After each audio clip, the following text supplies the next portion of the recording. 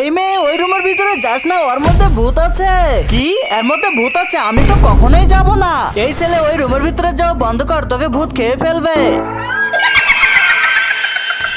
কবিতা, ওই ছেলে তো ভূতওয়ালা রুমের ভিতরে ঢুকে পড়েছে, এখন কি হবে? আরে তাড়াতাড়ি ভাগো, এর মধ্যে সত্যিই ভূত আছে। আরে ওর মধ্যে থেকে তো সত্যি ভূত বেরিয়ে এসেছে, ভাগো তাড়াতাড়ি পালাও, ওই ভূত আমাদের পিছে আসতেছে।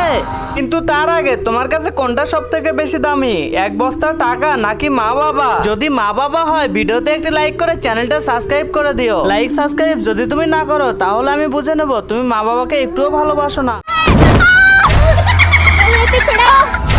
এইভাবে পালালে তো ভূত আমাদেরকে খেয়ে ফেলবে। ওর থেকে আমরা একটা কাজ করি, তিনজন আলাদা আলাদা রাস্তায় পালাই। হ্যাঁ নদীক, তুই ঠিক বলেছিস।